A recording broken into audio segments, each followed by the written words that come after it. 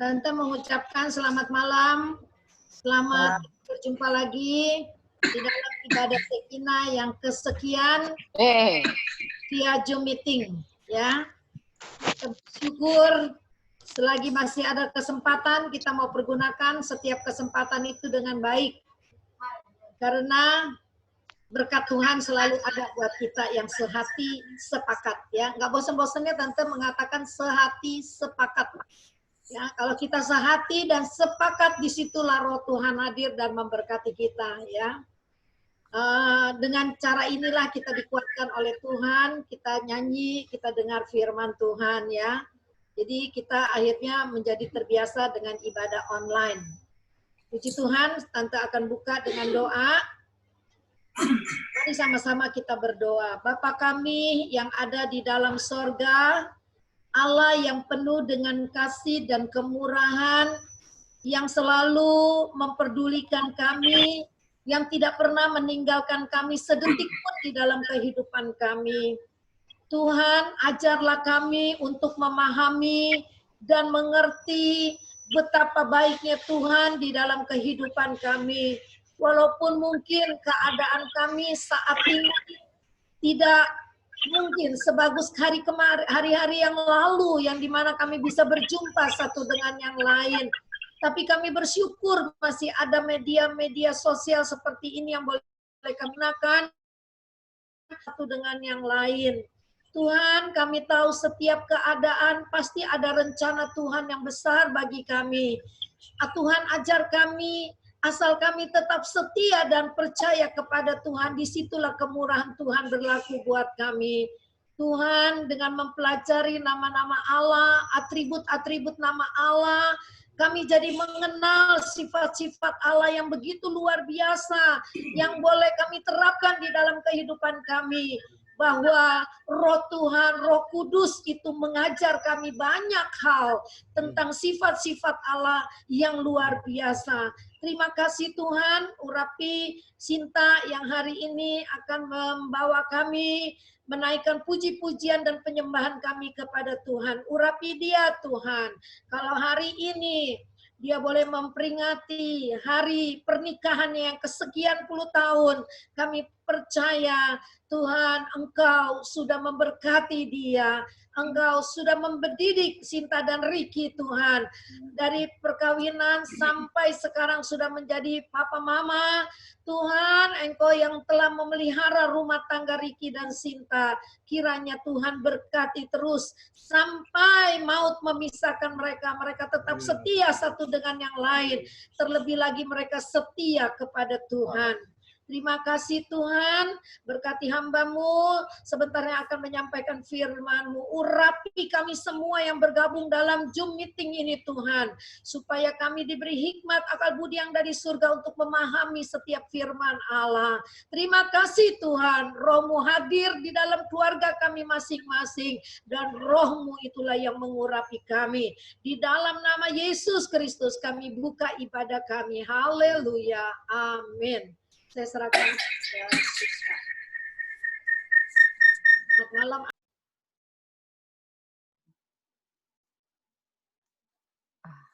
Halo.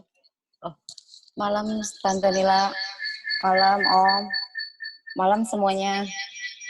Kita akan mulai ibadah Sekina malam hari ini. Tugas sesi mendadakan, saya juga belum cukup mempersiapkan diri, cuma saya minta Tuhan pimpin saya hari ini. Tadi tiba-tiba tuh ada sebuah pujian yang menyatakan tuh dia tidak pernah lepaskan tangan kita gitu dalam menghadapi situasi seperti ini. Mari kita akan mulai pujian kita itu, dia tak pernah lepaskan tanganku, nanti dimedley dengan kasihnya yang harapku. Dia tak pernah lepaskan tanganku, dia tak pernah lepaskan tanganku. Walau badai menderu, Ombak memburu, dia tak pernah lepaskan tanganku. Dia tak pernah lepaskan tanganku. Dia tak pernah lepaskan tanganku. Walau badai menderu, ombak memburu, dia tak pernah lepaskan tanganku.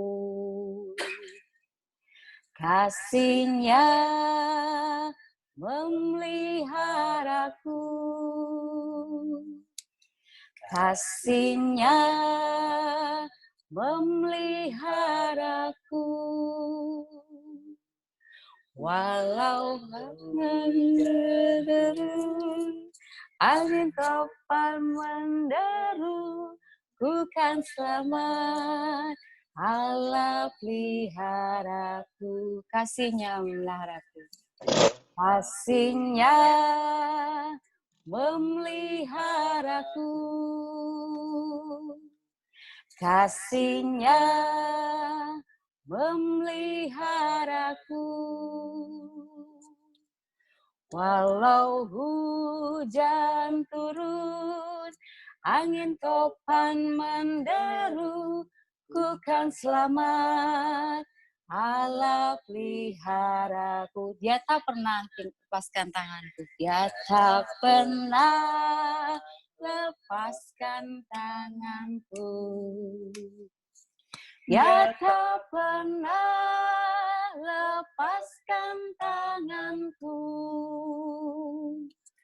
Walau badai menderu, ombak memburu, dia tak pernah lepaskan tanganku. Dia tak pernah lepaskan tanganku. Dia tak pernah lepaskan tanganku. Walau badai menderu, ombak memburu, dia tak pernah lepaskan tanganku. Kasihnya memeliharaku. Kasihnya memeliharaku. Kasihnya memeliharaku. Walau hujan turun, angin topan menderu, ku kan selamat. Allah peliharaku. Puji Tuhan.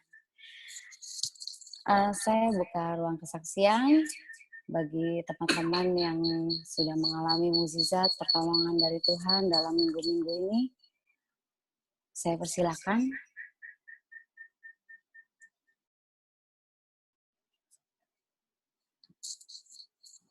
Atau Ricky mau bersaksi?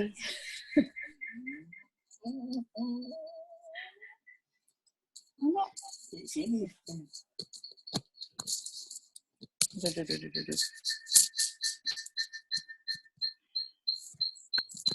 Yang anniversary yang bersaksi ya. Selamat malam rekan-rekan Sekina, Om Nawi, Tante Nila. Kami berdoa biar semuanya sehat selalu dalam lindungan Tuhan.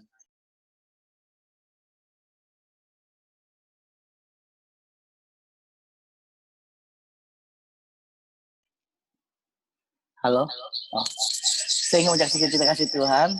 Tepatnya hari ini kami merayakan hari wedding anniversary. Ceritanya 14 tahun Tuhan telah pelihara kami, keluarga kecil kami, mulai dari ya pahit, manis, semuanya kami rasakan.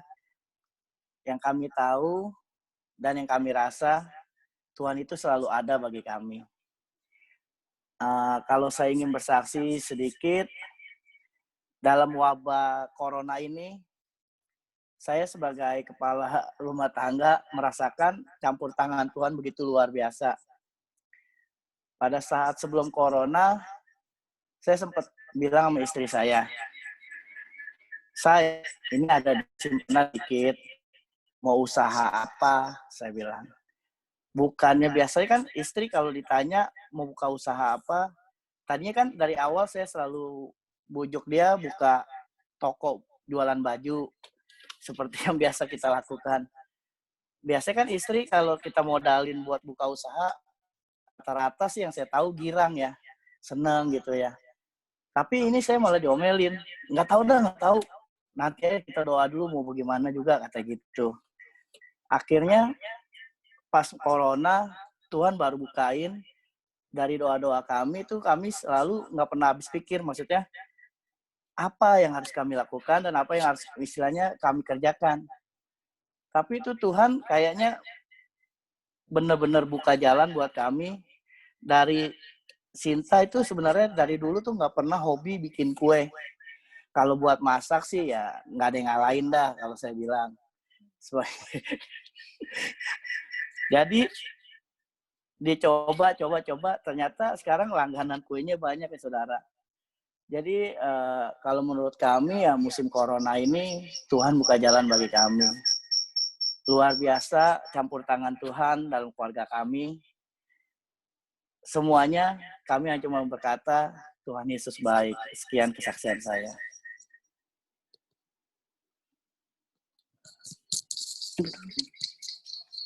Masih ada lagi?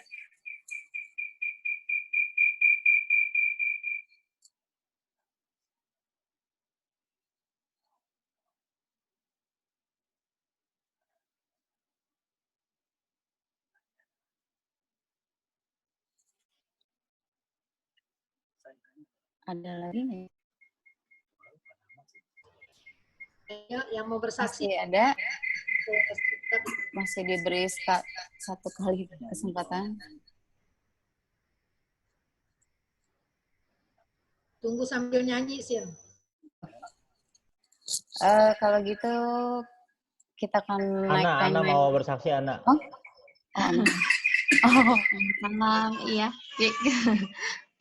Selamat malam buat Tante Nila sama Om Nawi dan rekan-rekan Sekina semua yang saya kasih dalam Tuhan Yesus. Saya orangnya pemalu sebenarnya, cuman mau kesaksian untuk penyertaan Tuhan dalam keluarga, dalam rumah tangga kami. Jadi mungkin udah ada beberapa yang tahu juga, saya menikah dengan suami WNA. Kemudian Tuhan,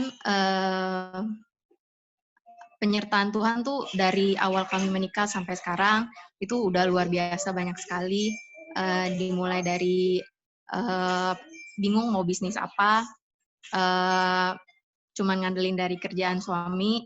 Kemudian kami coba pelan-pelan bisnis dari bisnis tekstil segala macam sampai akhirnya dikasih Tuhan berkat anak, puji Tuhan, dari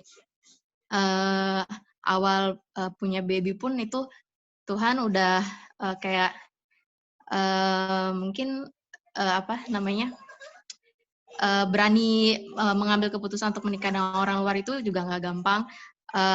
Persyaratan surat-surat dan untuk pendidikan anak dari untuk visi misi semuanya itu berbeda sekali gitu dengan orang pemikiran orang luar gitu WNA. Mungkin menurut saya maunya anak sekolah di sini atau pengennya nanti anak kayak begini, cuman suami nggak mau gitu. Tapi sebenarnya salah juga, harusnya kan memang kita menyerahkan ke Tuhan ya. Anak itu kan Tuhan kasih buat kita untuk kita besarkan, tapi Tuhan yang punya jalan mau anak kita seperti apa gitu. Jadi dari tahun lalu itu sebelum corona itu suami saya dari anak saya lahir itu suami saya udah pengennya tuh anak saya dibawa ke China untuk disekolahkan di sana gitu. Jadi maunya tuh besarnya di sana. Tapi saya pribadi kurang menerima gitu karena keluarga besar saya kan semua di sini. Kemudian Marsha udah tumbuh besar, udah saatnya dia siap untuk mau masuk ke SD, udah harus pergi ke sana, tapi Tuhan punya rencana lain. Di tahun ini ada musibah, bukan berarti saya senang ada musibah, tapi memang Tuhan kayak memberikan jawaban juga buat kami, terutama bahwa kita mau bermimpi setinggi apapun, punya cita-cita setinggi apapun, kalau Tuhan tidak izinkan, Tuhan berkata lain, Tuhan katakan bahwa saya dengan keluarga harus tetap di Indonesia. Saya dan sekeluarga bersyukur, puji Tuhan, itu memang rencana Tuhan yang paling indah buat kami. Saya boleh berkumpul lagi dengan keluarga-keluarga saya yang di sini, membesarkan Marsha dengan tetap membawa nilai Indonesia dia dan membawa dia kepada Tuhan gitu. Saya mau bawa dia rajin ke gereja. Selama ini terkendala bahwa nanti juga dia bakalan gereja di China, jadi diajarin bahasa Indonesia pun percuma gitu. Tapi sekarang karena memang posisinya harus di Indonesia, mau nggak mau saya dari nol lagi harus ajarin dia benar-benar bahasa Indonesia, dan kalau ke gereja kan bahasanya lebih dalam lagi untuk bahasa Tuhan, bahasa tentang Alkitab. Jadi mulai sekarang udah rajin harus kasih dia setiap hari Minggu harus dengerin ibadah dalam bahasa Indonesia. Puji Tuhan sih, Marsha seneng banget sih. Jadi dari situ saya mau menyaksikan bahwa apa yang kita pikirkan, apa yang kita takutkan itu jangan terlalu dibawa pikiran, karena jawaban apa yang kita mohon dengan sungguh-sungguh, Tuhan pasti akan berikan jawaban yang terbaik, indah pada waktunya. Itu aja sih. Terima kasih.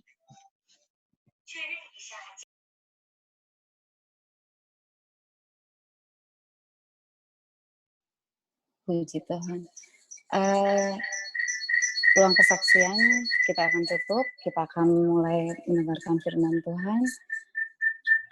Kita akan menaikkan sebuah pujian, di mana kita akan tetap setia memuji dan menyembah Tuhan, walaupun keadaan dunia kita tetap seperti ini, tapi dengan kesetiaan kita untuk memuji dan menyembah Tuhan. Seperti wanita mengurapimu, tetap setia. Seperti wanita mengurapimu, menangis di bawah kakimu.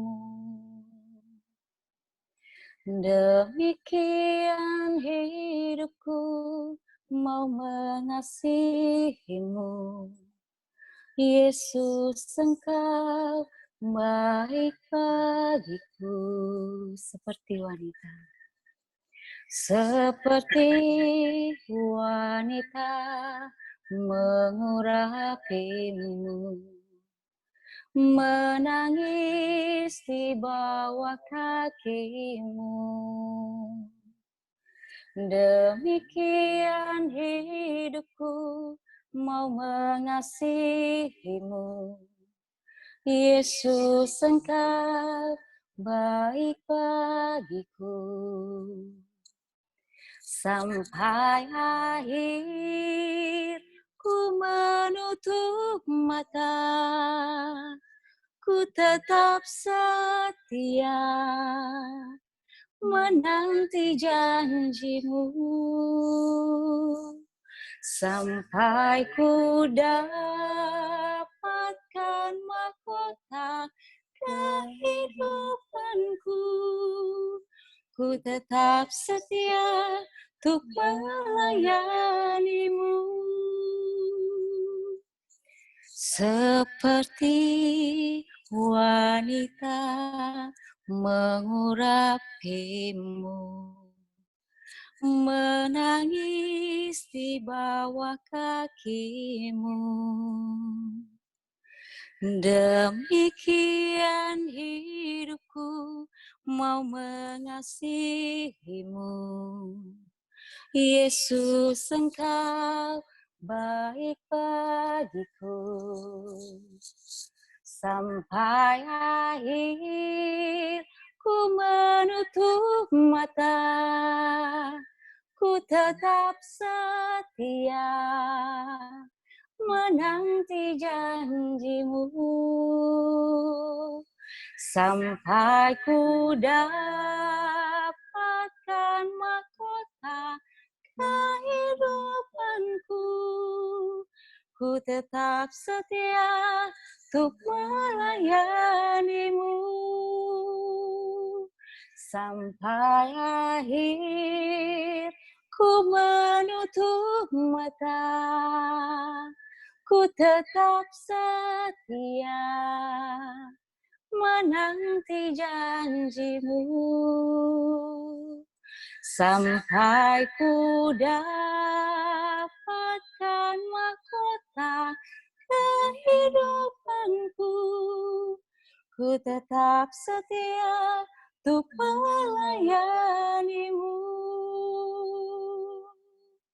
Ku tetap setia untuk melayanimu. Dengan kasih Kristus, doa untuk firman Tuhan, saya minta Ricky untuk berdoa.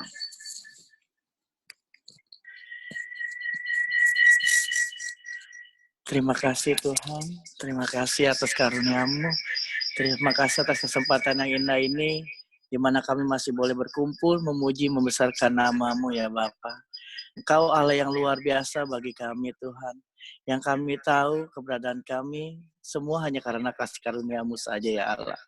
Tuhan, sebentar kami akan mendengarkan sedikit daripada benih firman-Mu. Tuhan urapi, Tuhan pakai lidah bibir Tante Nila, biar segala pelajaran yang dia berikan kepada kami, biar bisa menjadi pedoman bagi hidup kami ya Bapa. Kami siap menyambut firman-Mu, hanya di dalam nama Tuhan Yesus. Haleluya. Amin.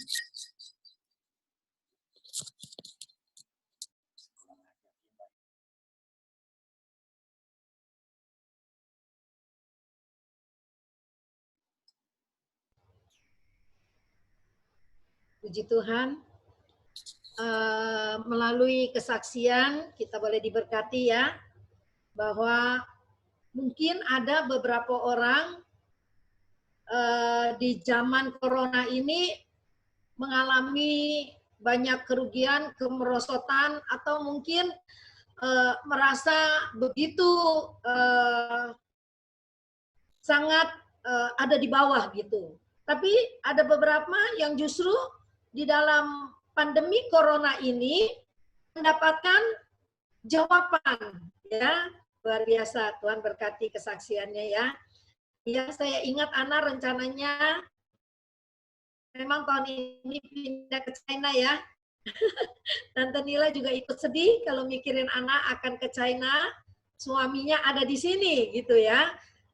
Rasanya sesuatu yang kagak enak gitu kalau dipikirkan ya. Tetapi berserah kepada Tuhan, Tuhan jawab dengan caranya yang tidak terpikirkan oleh siapapun.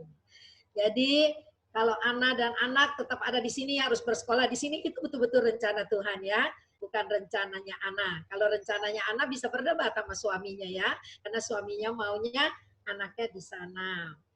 Dan juga Ricky, puji Tuhan ya Ricky ya, dari dulu ngomong sama tante juga, ayo buka makanan aja restoran, karena Sinta pinter masak. Nggak terwujud, ternyata terwujudnya sekarang ya. Ilmunya keluar ya, talentanya keluar. Dan talenta itu juga diberkati. Saya jadi ingat begini ya, minggu kedua atau minggu ketiga itu ya, waktu live streaming belum via meeting, Zoom meeting. Saya berkhotbah tentang yang singkat sekali, cuma berapa menit gitu, 10 menit apa, tentang bagaimana Ishak menabur di waktu masa kelaparan. Ya, kan bingung, Tuhan suruh menabur di masa waktu itu mengalami kelaparan yang luar biasa. Tapi Ishak disuruh menabur dan Ishak tidak punya modal apa-apa, cuma punya modal iman. Dia ikutin apa yang Tuhan perintahkan, menabur. Dan firman Allah bilang dia menabur, dia menuai 100 kali lipat ganda. Dan dikatakan bahwa dia akhirnya menjadi kaya, makin kaya, dan sangat kaya. Wah, itu luar biasa ya. Itu firman bukan hanya memberkati orang lain, saya sebagai pembawa firman pun terberkati sekali. Setiap saya belajar nama-nama Allah, terus saya bagikan kepada kita semua nih, saya ikut diberkati luar biasa ya. Seperti malam ini kita akan belajar tentang El Sadik ya. El itu Allah yang adil dan Allah yang benar ya. Dan itu luar biasa sekali.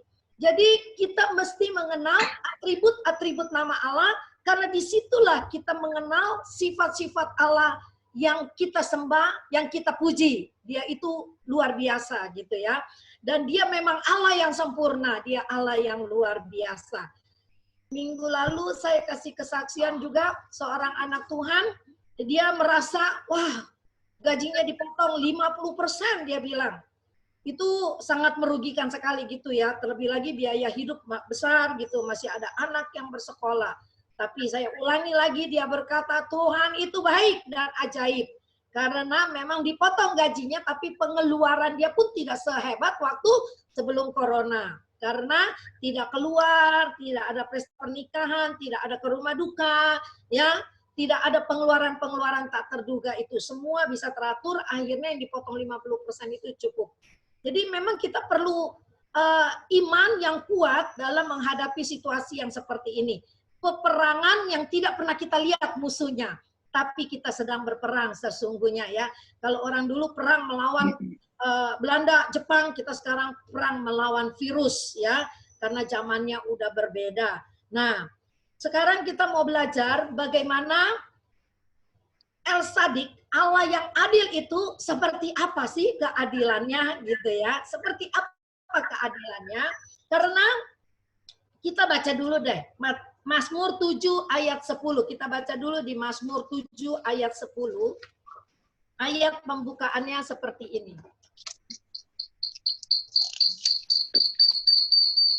Kalau yang bawa HP atau Alkitabnya standby, kita baca sama-sama. Mazmur 7 ayat yang ke-10. Berkata begini. Biarlah berakhir kejahatan orang fasik, tetapi teguhkanlah orang yang benar. Engkau yang menguji hati dan batin orang, Yah Allah yang adil. Nah, Yah Allah yang adil itu, ayat kata-kata kalimat yang terakhir itu, Yah Allah yang adil itu ditulis dalam teks Ibraninya El Sadik. Itu nama Allah atau atribut Allah atau sifat Allah, salah satu sifat Allah. Dia Allah yang adil dan benar, karena El Sadik itu berhubungan dengan sifat Allah dalam pemerintahan atau dalam kerajaan Allah, bahwa dia menyatakan dirinya sebagai hakim yang adil. Dia menyatakan dirinya sebagai hakim yang penuh rahmat. Dia menyatakan dirinya sebagai hakim yang penuh kasih karunia atau hakim yang penuh dengan kemurahan. Ya, jadi ini ada keluar kata-katanya, ya, itulah salah satu atribut Allah. Nah, sekarang kita berbicara tentang hakim yang adil. Di dunia ini banyak hakim yang benar enggak? Ada ya. Jadi di dunia ini adalah ya hakim yang benar tuh masih ada gitu. Tapi walaupun hanya sedikit gitu ya. Walaupun hanya sedikit. Tetapi banyak juga hakim yang tidak benar ya. Kita lihat ya, keadilan bisa diputarbalikkan, orang yang salah bisa jadi benar, orang yang benar bisa salah. Itu hakim di dalam dunia ini. Jadi tidak selalu benar. Tetapi Allah kita yang kita sembah itu, dia sudah pasti benar. Hakim yang benar, yang adil, dan yang penuh dengan kemurahan. Kalau bicara tentang keadilan, itu saya paling merasakan sekali dalam hidup saya bagaimana Allah itu adil. Jadi kalau saya bukan merasa begini ya, saya ini sekarang misalnya lagi sukses, Tuhan itu adil, karena aku kan setia gitu ya. Wah, Tuhan itu adil luar biasa. Tapi justru kadangkala di dalam kita mengalami kesusahan, atau kita di dalam kesedihan, atau mungkin kita di dalam ketidakberuntungan, ya. Kalau kita mengerti firman Allah, ya Tuhan betul Engkau adil dan benar. Walaupun sekarang mungkin saya tidak seberuntung waktu hari kemarin, tapi saya tahu Engkau adil dan Engkau tahu apa yang terbaik buatku. Nah, kenapa kita perlu mempelajari nama Allah, atribut Allah, supaya kita bisa mempunyai pemahaman yang seperti itu. Keadilan Allah itu seperti apa? Kemurahannya itu seperti apa? Jadi kita belajar dari nama-nama Allah dan kejadian-kejadian yang ada gitu ya. Nah, Alkitab menjamin kepada kita bahwa yang benar adalah ketika kita datang kepada Yesus. Karena dia hakim yang benar, ya. Melalui atribut nama Allah kita belajar bahwa Allah menyatakan diri sebagai hakim yang penuh rahmat, hakim yang adil, hakim yang penuh kasih karunia, hakim yang penuh dengan kemurahan, ya. Nah, terus kita sekarang lanjut ke dalam Roma 11 ayat 22. Roma 11 ayat 22. Kita baca ayatnya dalam Perjanjian Baru, Roma 11 ayat 22. Sebab itu perhatikanlah kemurahan Allah dan juga kekerasannya, yaitu kekerasan atas orang-orang yang telah jatuh, tetapi atas kamu kemurahannya, yaitu jika kamu tetap dalam kemurahannya, jika tidak kamu pun akan dipotong juga. Nah ya, Roma 11 ayat Roma pasal 11 ini bicara tentang bangsa Israel, ya. Dengan Roma pasal 11 ini bicara tentang Israel, di mana seperti cangkokan gitu ya. Kita ini adalah cangkokan gitu.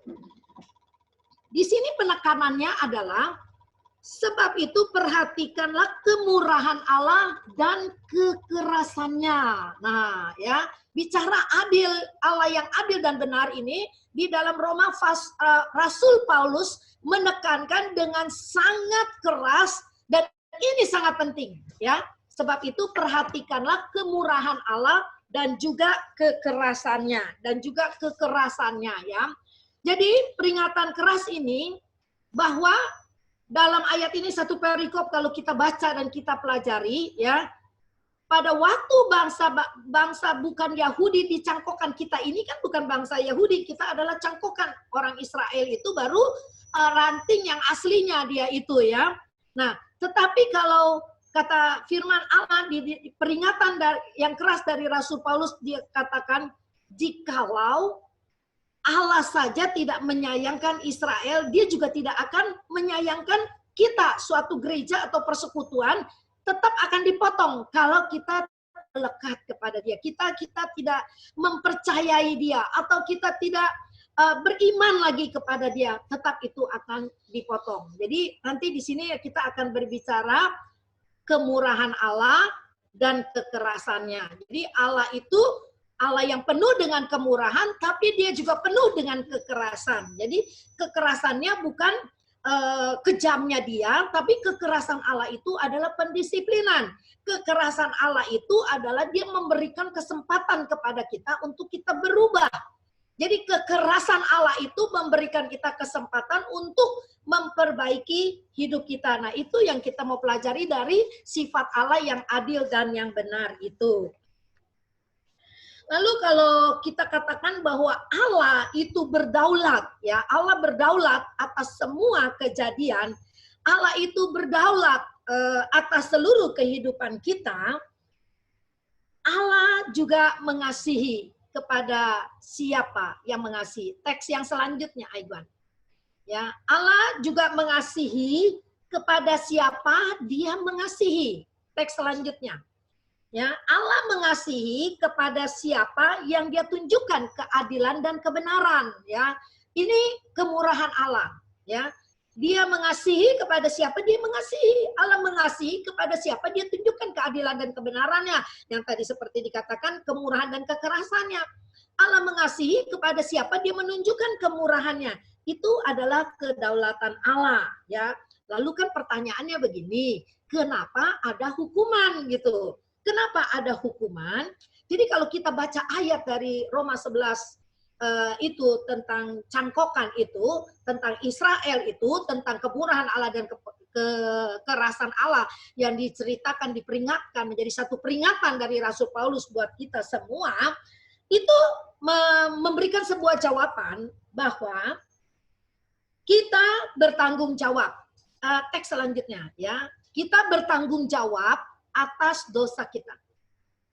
Orang percaya, yaitu kita sebagai orang percaya, bertanggung jawab atas dosa dan ketidakpercayaan kita kepada Tuhan.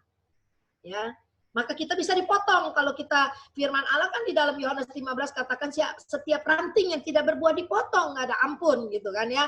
Selalu diadakan pembersihan. Jadi orang percaya itu ada sebuah tanggung jawab kepada Tuhan atas kepercayaannya, untuk kita dapat menikmati keadilan dan kebenaran, untuk kita dapat menikmati kemurahan Tuhan gitu ya. Lalu yang kedua, orang percaya juga harus bertanggung jawab atas keselamatannya ya.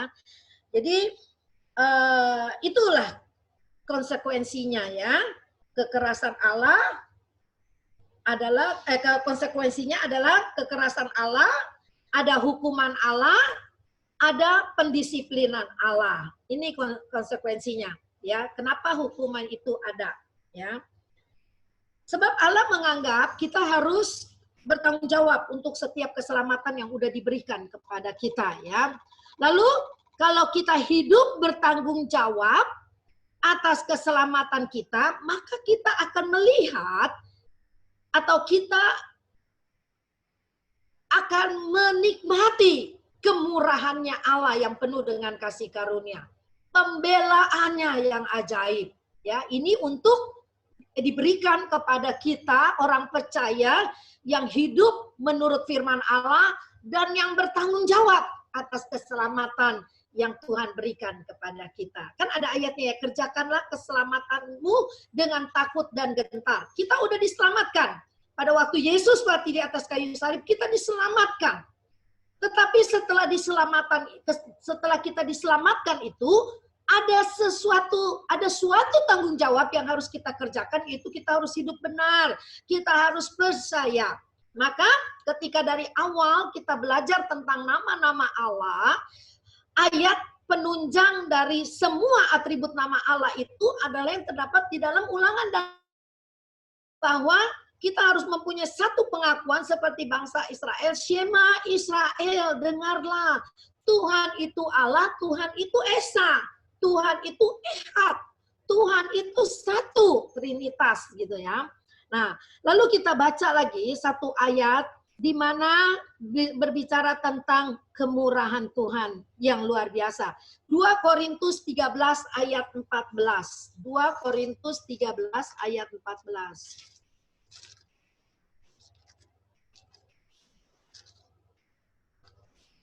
2 Korintus 14 berkata seperti ini. Ini salam dari Rasul Paulus ya kepada jemaat di Korintus. Dikatakan begini. Kasih karunia Tuhan Yesus Kristus dan kasih Allah dan persekutuan Roh Kudus menyertai kamu sekalian. Nah, ayat ini kenapa dia menjadi ayat yang luar biasa? Karena di dalamnya ada Trinitas, ya, ada 3 pribadi Allah di dalam ucapan berkat ini yang disampaikan oleh Rasul Paulus. Ada Tuhan Yesus Kristus, kasih Allah, dan persekutuan Roh Kudus. Nah, Trinitas ini menyertai kita semua orang yang percaya, ya. Nah, dari ayat ini, ketika kita percaya kepada Tuhan, kita hidup sungguh-sungguh kepada Dia, Dia memberikan kemurahannya, Dia memberikan pembelaannya, Dia memberikan penyertaannya yang ajaib kepada kita. Ya, seringkali ketika kita di zona nyaman, kita belum bisa memahami firman itu secara utuh. Dia belum menjadi rema di dalam kehidupan kita. Tetapi ketika kita mengalami suatu masalah, ketika kita mengalami suatu keadaan yang sangat menekan, yang sangat tidak enak, tapi kita tetap percaya kepada Tuhan dan berserah kepada Tuhan, sehingga kita di situ bisa merasakan dan mengalami satu pembelaan Allah yang luar biasa. Nah, itu rema, ya. Jadi ketika kita mengalami, terus firman itu keluar, kita mengalami yang luar biasa itu betul. Firman Allah itu betul, aku alami itu. Dia memang ajaib. Dia memang luar biasa. Dia memang maha hadir. Dia memang Allah yang layak kita puji dan kita sembah. Nah, itu yang dikatakan rema di dalam kehidupan kita ya. Jadi kemurahan Allah dan keadilan Allah itu selalu berlaku di dalam kehidupan orang yang percaya. Karena dikatakan itu tidak bisa dipisahkan karena itulah yang namanya kedaulatan Allah. Ya, kemurahannya dia berikan kepada orang yang setia dan tetap percaya, tetapi kekerasannya juga akan ada untuk orang yang tidak percaya atau orang yang bebal, yang degil, yang dengar firman tapi tidak melakukan firman. Ada kekerasannya, kan ada ayatnya yang berkata kalau diajar tidak mau dengar, maka dihajar gitu loh ya. Nah, tetapi relakanlah hatimu gitu ya. Karena apa? Karena walaupun dihajar, Allah tidak biarkan begitu aja. Seperti tadi lagu pembukaan, dia tak pernah lepaskan tanganku. Aduh, lagu itu lagu kesukaan saya. Selalu saya merasa Tuhan tidak pernah lepaskan tangannya dari hidup saya. Ya, begitu banyak pasang surut, asin, manis, pahit, pahit, manis, senang, semua ada dan semua pernah saya lewati. Dan saya tetap bersuka di dalam Tuhan. Karena saya tahu kemurahannya selalu mengikuti hidupku dan keadilannya selalu ada. Nah, sekarang kita melihat begini ya.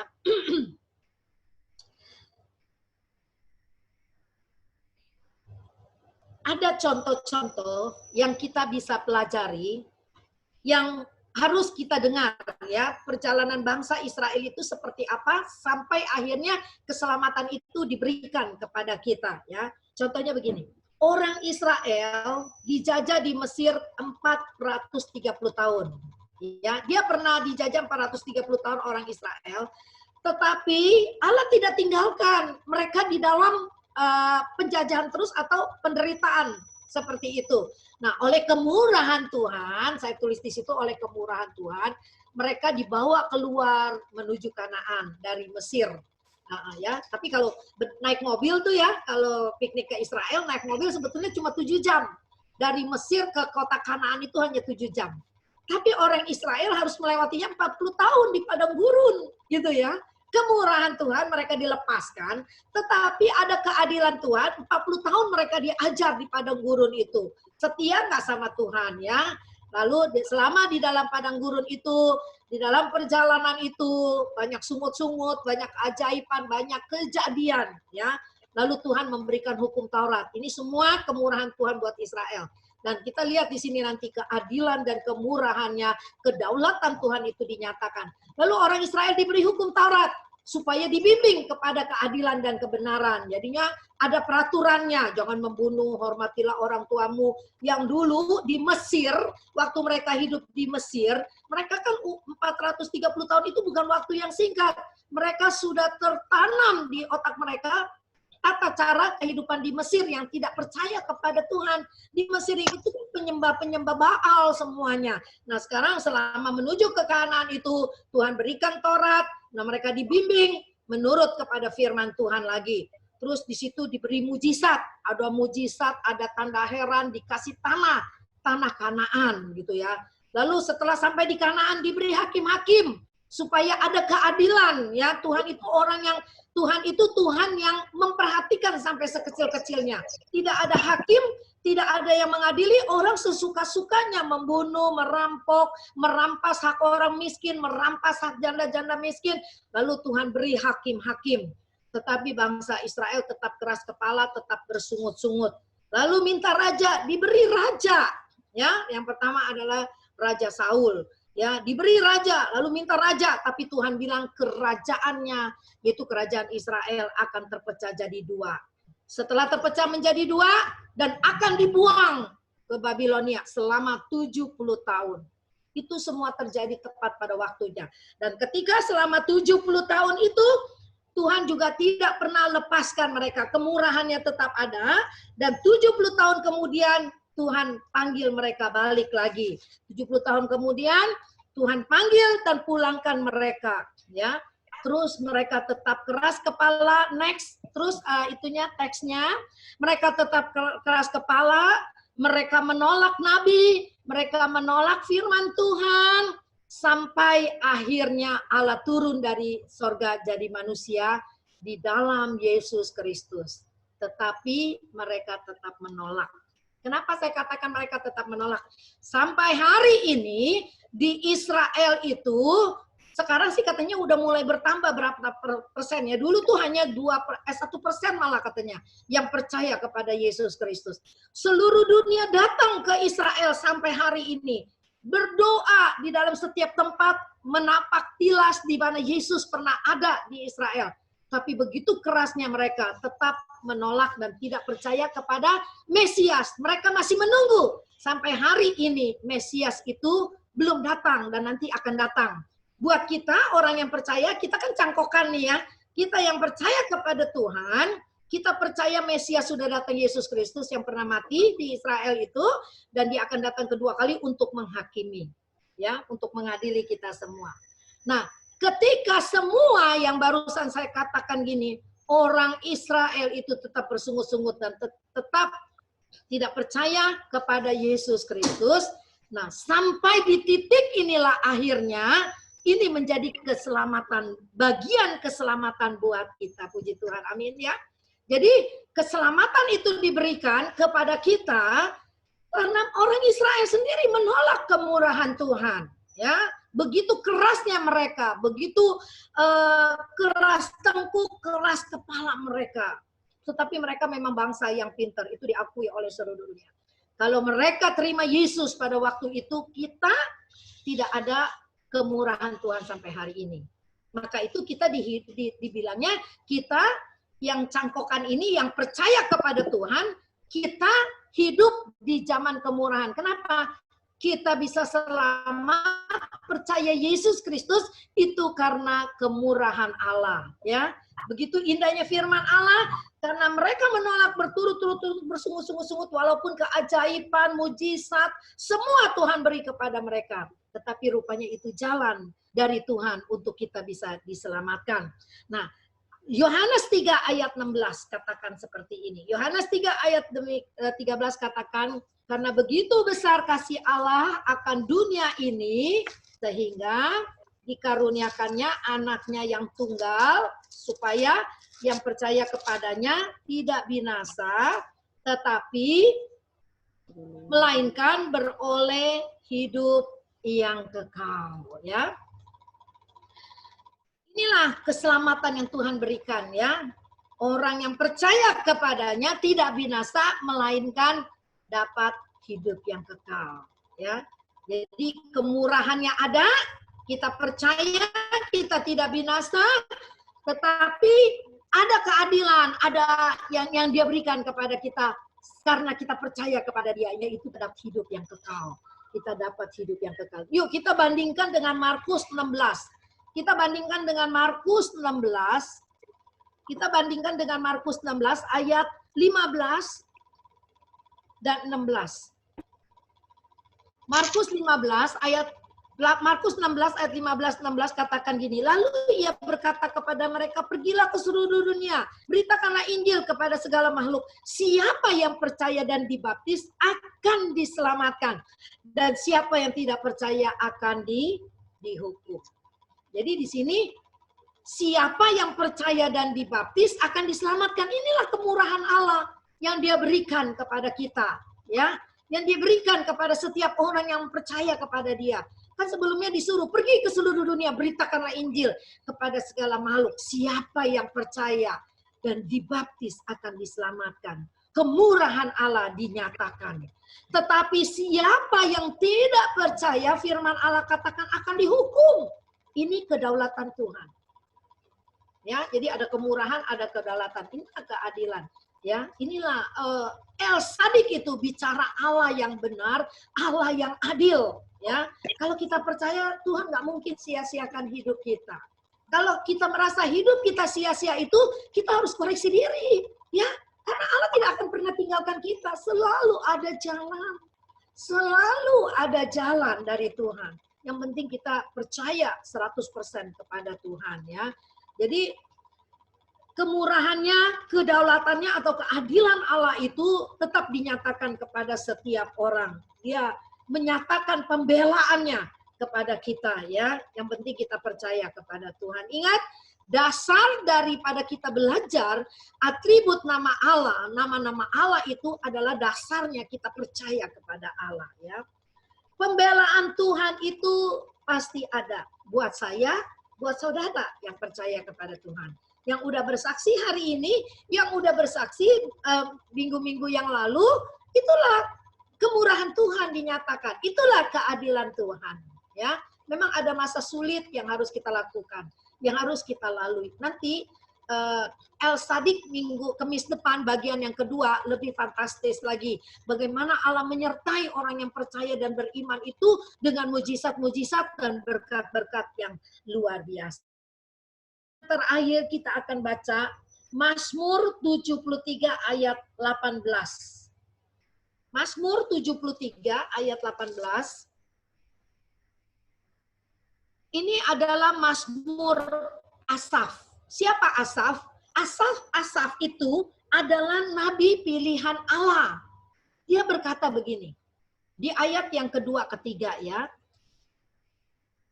Di ayat kedua dikatakan gini, saya baca dari ayat 1, sesungguhnya Allah itu baik bagi mereka yang tulus hatinya, bagi mereka yang bersih hatinya. Asaf berkata begini, tetapi aku sedikit lagi maka kakiku terpeleset, nyaris aku tergelincir sebab aku cemburu kepada pembual-pembual, aku melihat kemujuran orang-orang fasik.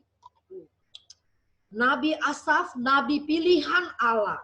Dia katakan sedikit lagi, hampir-hampir, atau dengan bahasa yang lebih vulgar, nyaris aku terpeleset.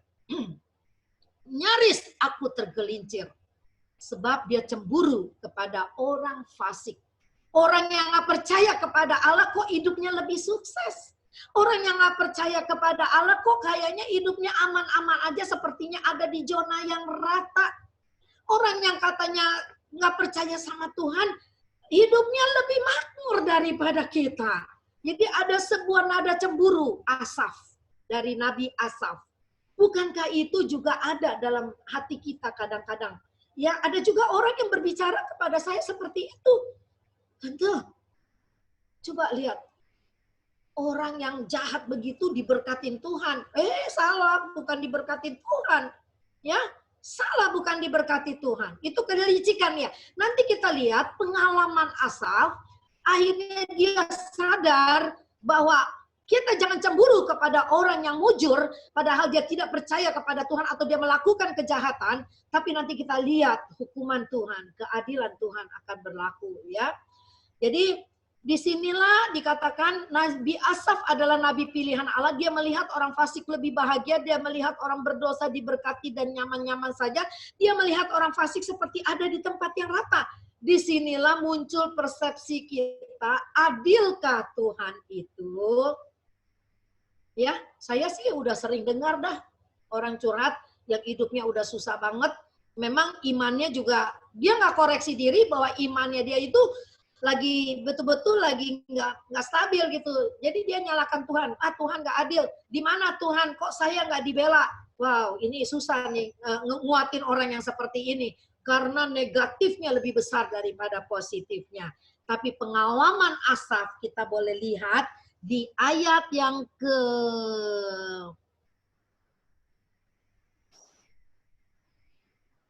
18.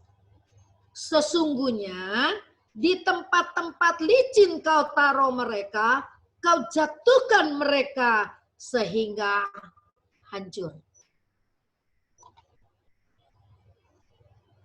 Ya, sesungguhnya di tempat-tempat licin kau taruh mereka, kau jatuhkan mereka sehingga hancur. Jadi orang yang memang apalagi dia menghina Tuhan atau dia nggak percaya sama Tuhan, ya bisa Tuhan izinkan dia ada di tempat yang seperti itu, tapi dikatakan di tempat-tempat licin kau taruh mereka, kau jatuhkan mereka sehingga hancur. Ya, kita banyak lihat orang yang kayaknya hebat atau hancur, blek, hancur sampai ke dasar-dasar. Itu keadilan Tuhan. Tidak selamanya. Kita lihat aja koruptor. Kita bangga mungkin waktu nonton dia, wah kaya sekali, luar biasa sekali. Padahal dia itu jahat ya. Meres orang, dia itu jahat. Misalnya tanah orang dibeli murah banget. Terus dia bangun perumahan, dijual sampai begitu mahal.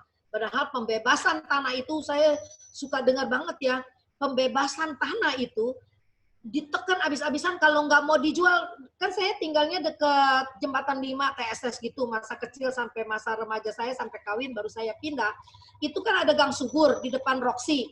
Itu bikin apa gitu, pokoknya gang subur itu mau diratakan semuanya. Ya, dia punya planning mau bikin apa, saya udah lupa karena udah lama ya. Jadi kan banyak saudara-saudara saya di gang subur situ tinggalnya. Jadi ada yang nggak mau pindah bertahan karena dibayarnya murah. Itu tiap malam diteror. Kalau nggak mau lepas itu tanah diteror. Makanya di gang subur itu sekarang ada banyak yang udah rata, tapi ada banyak yang bertahan ya untung sampai sekarang. Akhirnya tidak jadi dikerjakan gitu ya. Jadi kelihatannya mereka akan berhasil. Sepertinya Tuhan tuh nggak adil. Kenapa mereka dibiarkan jahat gitu ya? Tapi nanti kita melihat mereka akhirnya akan hancur. Ya, firman Allah itu nggak pernah salah. Firman Allah. Kau taruh mereka di tempat licin dan mereka akhirnya jatuh dan hancur. Nah, kita lihat ayat yang ke-23. Kita lihat keadilan Tuhan. Ayat 23 Mazmur Asaf pasal tadi berapa? Pasal 73 ayat yang ke-23.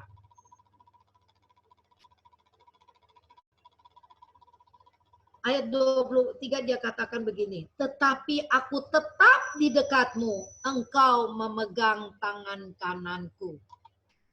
Aku tetap di dekatmu, engkau memegang tangan kananku. Asaf akhirnya sadar bahwa ketika dia dekat dengan Tuhan, dia pegang tangan kanannya. Terus dikatakan ayat 24, dengan nasihatmu engkau menuntun aku, kemudian engkau mengangkat aku ke dalam kemuliaan. Inilah keadilan Tuhan untuk orang yang setia kepada Tuhan. Ya, saya banyak sekali mengalami pembelaan Tuhan yang luar biasa. Maka saya nggak pernah mau biarkan hati saya cemburu melihat orang lain. Karena saya tahu hidup saya penuh dengan kemurahan Tuhan. Saya tahu pembelaan Tuhan ada buat saya. Jadi kalau hari ini saya kurang beruntung, nggak jadi masalah. Sebab saya percaya, pegang ini firman Tuhan. Mazmur 73 ayat 23. Tetapi aku tetap di dekatmu, engkau memegang tangan kananku. Dan kemudian engkau mengangkat aku dalam kemuliaan-Mu. Saya di dalam pergaulan gitu ya, saya itu kadang-kadang sampai terheran-heran. Saya memang berusaha membawa diri saya itu punya karakter Kristus gitu ya. Jadi saya harus membawa suatu sikap yang baik di mana saja gitu ya. Waktu saya tinggal di Penang, sebetulnya saya nggak punya teman-teman yang hebat-hebat gitu ya. Temannya biasa-biasa. Kalau orang kaya banyak ya, kaya-kaya banget mereka. Tapi saya nggak minder-minder amat karena saya, walaupun saya jauh di bawah mereka, saya bisa bergaul. Mereka dari bawah sampai atas saya bisa bergaul. Satu kali saya pemilu harus ke kedutaan. Nah yang lucu, saya kan orangnya demen pagi-pagi supaya dapat nomor 1 cepat pulang. Tujuannya cuma itu doang. Pagi-pagi datang, malah saya kenalan sama ibu konjen gitu ya.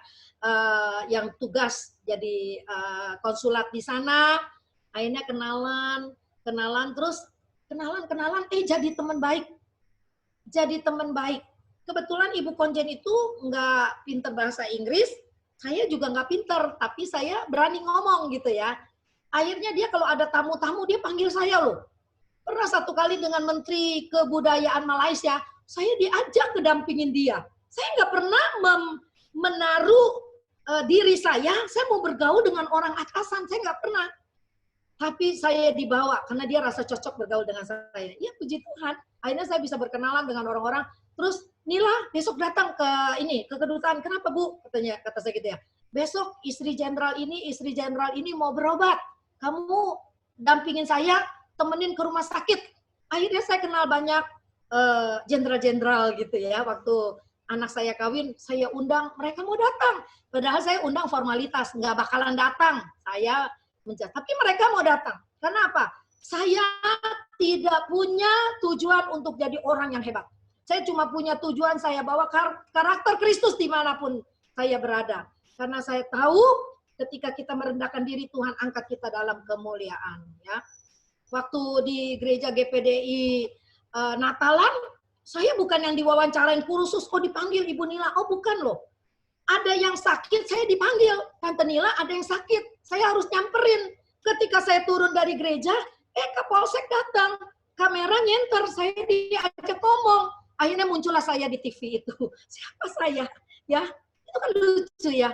Buat saya, tapi itulah kemurahan Tuhan. Itulah keadilan Tuhan. Dimanapun kita bawa karakter Kristus, orang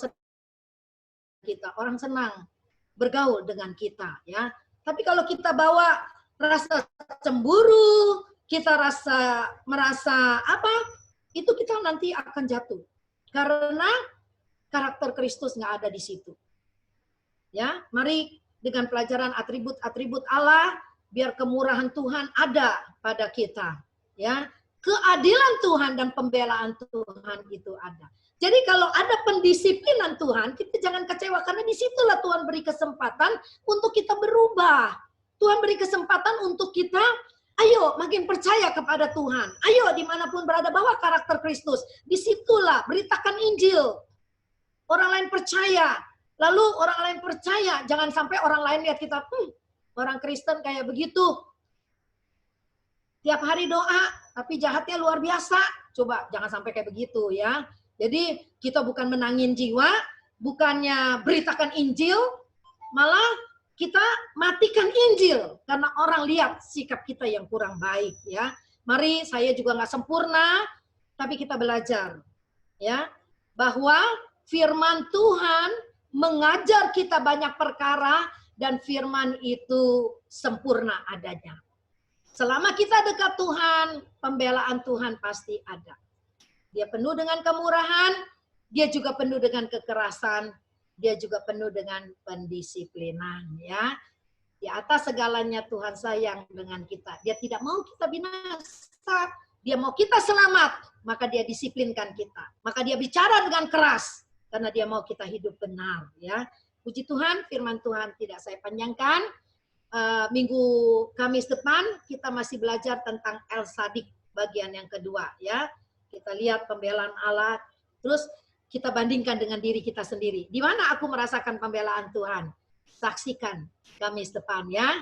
Hari ini udah 2 orang bersaksi, Kamis depan saksikan. Ya, supaya kita semua dikuatkan ya.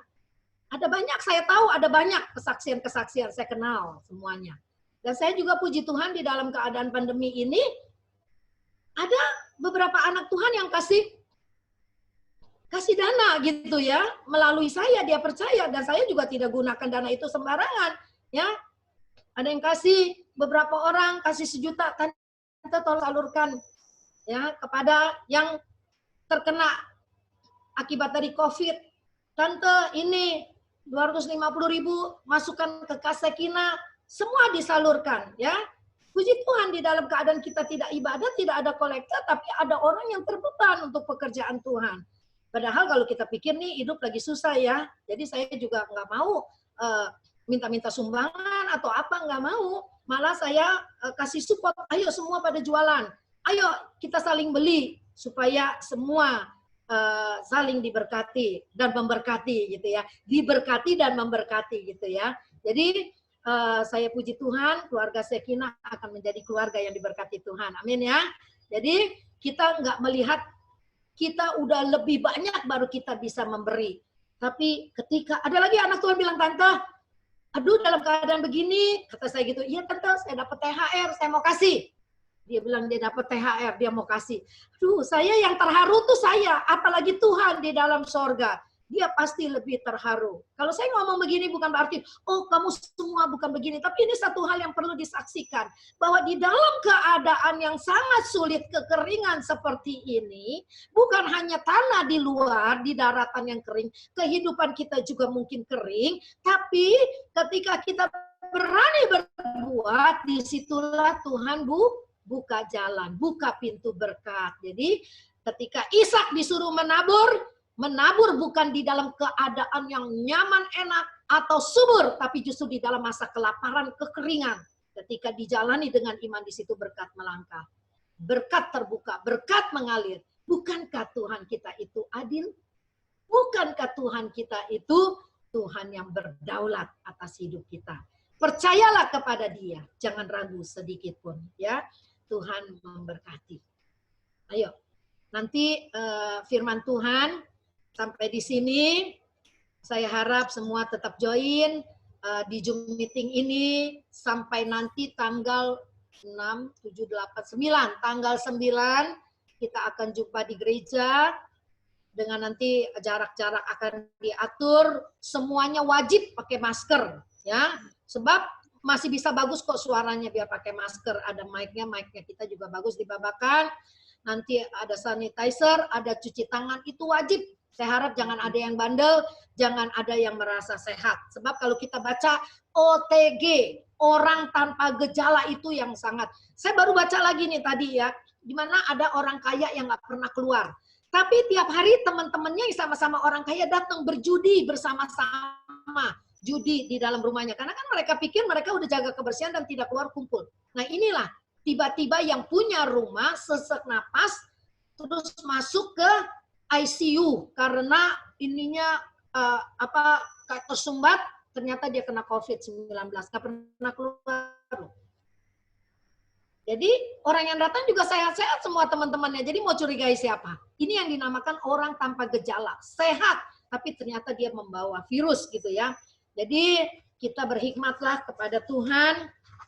Setiap yang kita dengar kesaksian-kesaksian orang itu, kita ambil hikmatnya dan kita terapkan. Jaga, jangan anggap enteng, apalagi yang punya bayi. Jangan anggap enteng, jaga betul-betul gitu ya. Jangan sampai bayi kita tertular, jaga jarak gitu ya.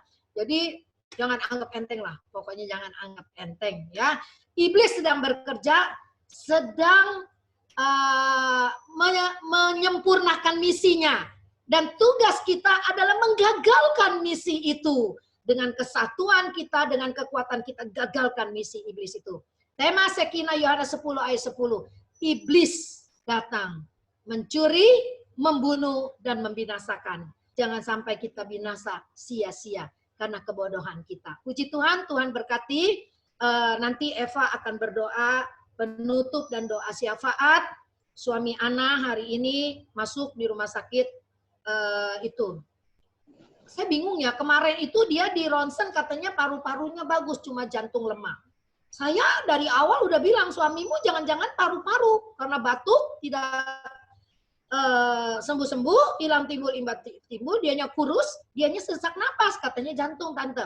Terus kemarin Ana 2 hari yang lalu, saya tanya lagi bagaimana Ana hasil tes darah, itu gejala DBD, katanya. Aduh, kenapa jadi lain-lain, nggak nyambung persnya. Hari ini masuk, ternyata jantung lemah dan paru-paru ada air, kerendam air ya, jadi paru-paru basah. Doakan supaya mujizat terjadi, bukan COVID-19 gitu ya. Tapi Tuhan tolong Ana dan keluarganya. Ana memang berat hidupnya, dia harus berjuang buat keluarganya, tapi Tuhan berikan kekuatan ya. Juga doa buat Tessa. Tessa itu dia punya jahitan itu mula-mulanya bengkak akhirnya terbuka, itu nananya sampai muncrat. Wah, saya dikasih lihat fotonya, aduh serem banget itu, mententeng gitu ya, kenceng banget gitu ya. Tapi hari ini dia sudah boleh pulang, tapi nggak bisa dijahit itu lubangnya, tiap hari harus dibersihkan nananya.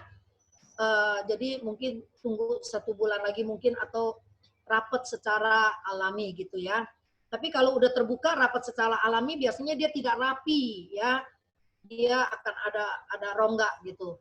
Tuhan tolong, ada banyak perjuangan kita keluarga Shekinah tapi Tuhan tidak pernah tinggalkan ya. Puji Tuhan. Mari kita berdoa. Ibu Eva, silakan.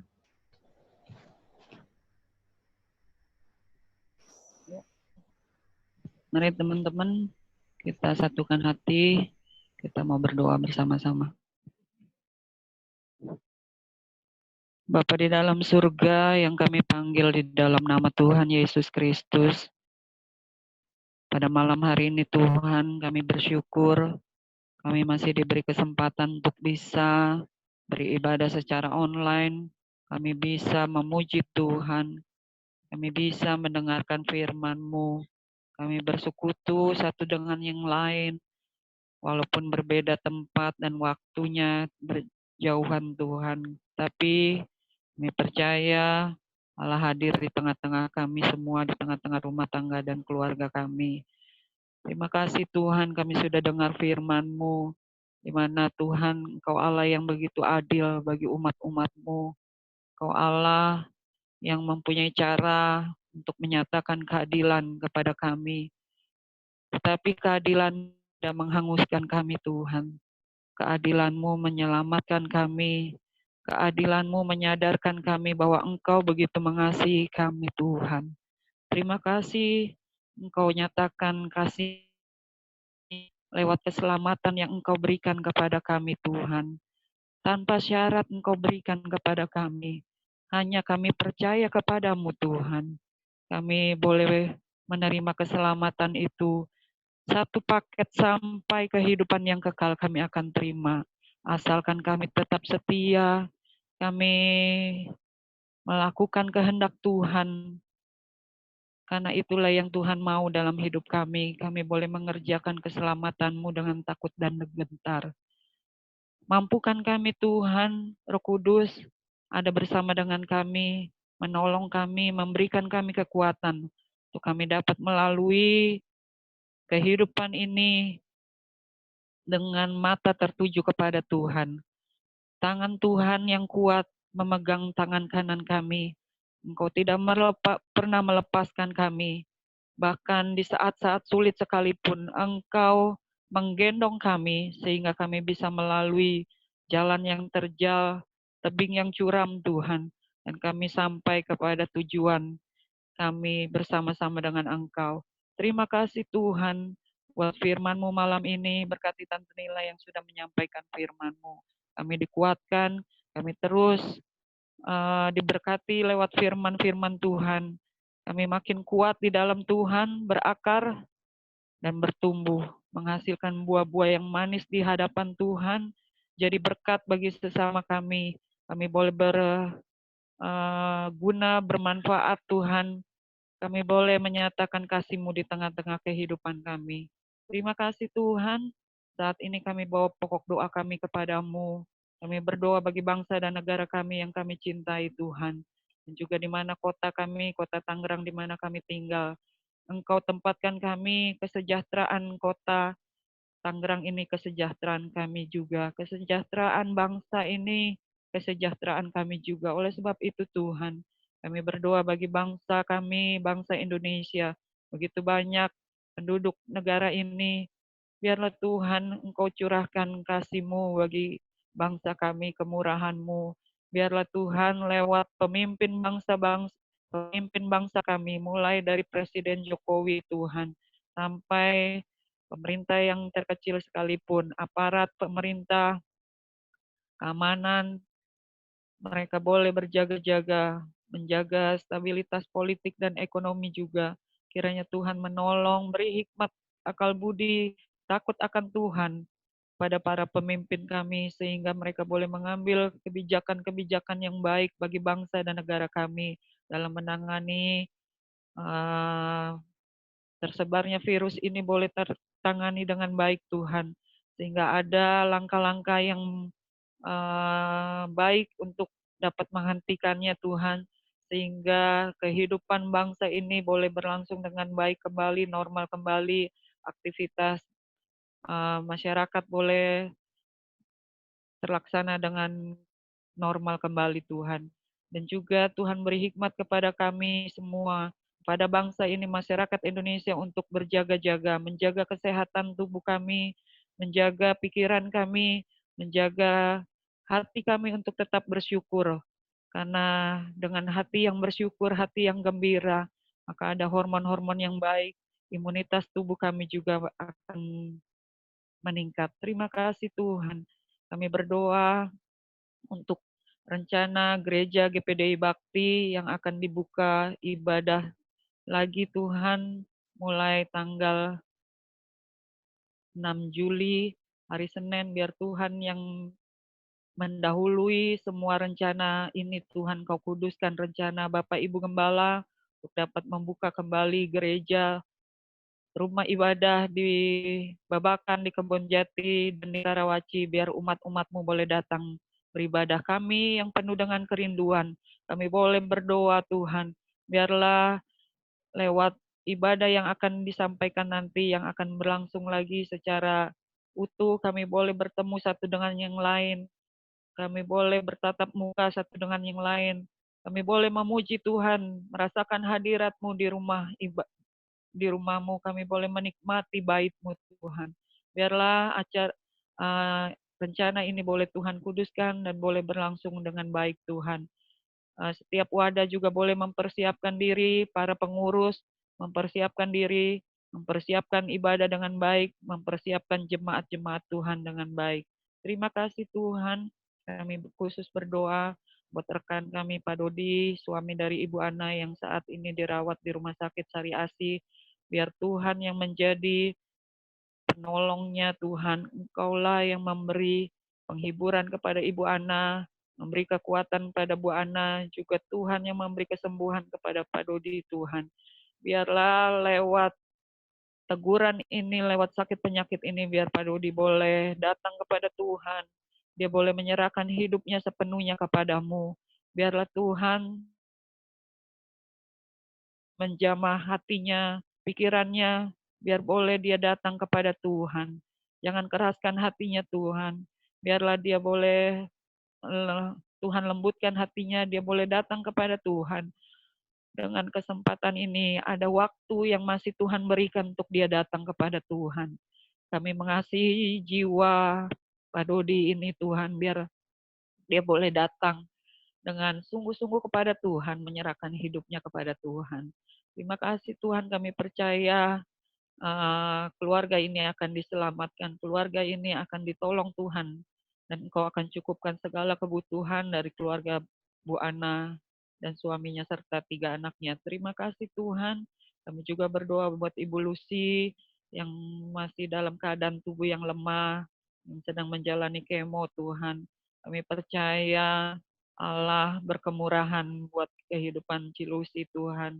Cilusi boleh tetap kuat, tetap mengandalkan Tuhan di dalam segala rasa sakitnya. Dia boleh tetap bersyukur kepada Tuhan, bahwa Tuhanlah yang menjadi andalan dia, Tuhanlah yang menjadi kekuatannya Tuhan.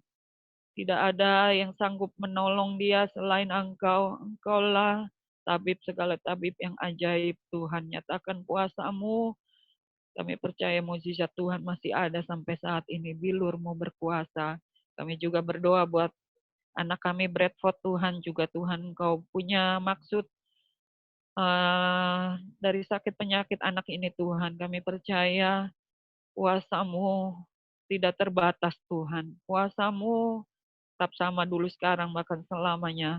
Kami percaya Tuhan akan menyatakan kuasa-Mu dengan cara-Mu yang ajaib. Kami boleh melihat nanti Tuhan ada kesaksian yang begitu mengharukan Tuhan, sehingga nama Tuhan dipuji dan dipermuliakan. Terima kasih Tuhan buat Ibu Tessa pasca melahirkan sesar Tuhan. Kau sudah memberikan anak kembar yang sehat Tuhan.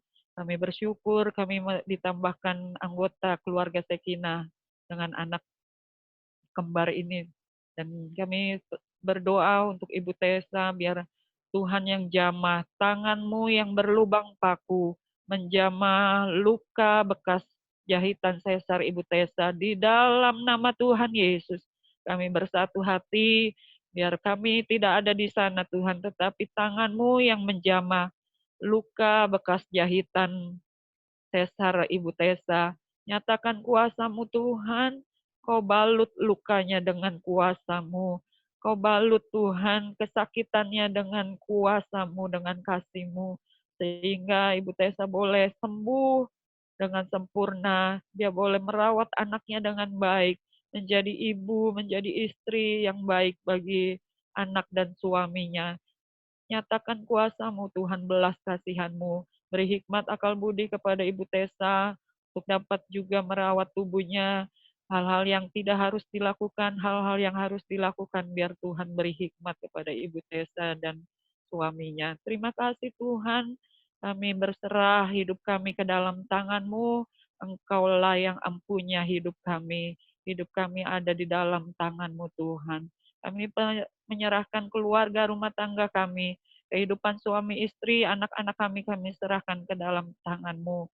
Buat pendidikan anak kami yang saat ini sedang diupayakan pemerintah, mungkin Juli tahun ajaran baru akan kembali bersekolah. Biar Tuhan yang tolong semuanya boleh mempersiapkan sarana pendidikan dengan baik di sekolah-sekolah anak kami Tuhan. Biar anak-anak kami boleh bersekolah dengan nyaman, bersekolah dengan protokol kesehatan yang baik. Juga Tuhan kami berdoa buat pekerjaan-pekerjaan dari keluarga Sekina, baik suami yang bekerja sebagai kepala rumah tangga, yang harus menafkahi keluarga masing-masing Tuhan, juga para istri yang harus membantu bekerja juga mencari nafkah. Biar Tuhan yang tolong, biar kami boleh kuat, kami boleh tetap sehat, kami boleh dapat mencari nafkah dengan baik dan benar di hadapan Tuhan dan di hadapan manusia. Sehingga Tuhan, apa yang Tuhan berikan, apa yang kami kerjakan, Tuhan berkati, Tuhan berikan dengan limpah Tuhan. Walaupun kami tidak harus bekerja siang sampai malam, kami harus membanting tulang sedemikian rupa. Kami harus Tuhan bekerja begitu larut Tuhan. Tetapi Engkau yang memberikan kami berkat Tuhan. Engkau yang memberikan kami kecukupan untuk memenuhi kebutuhan kami.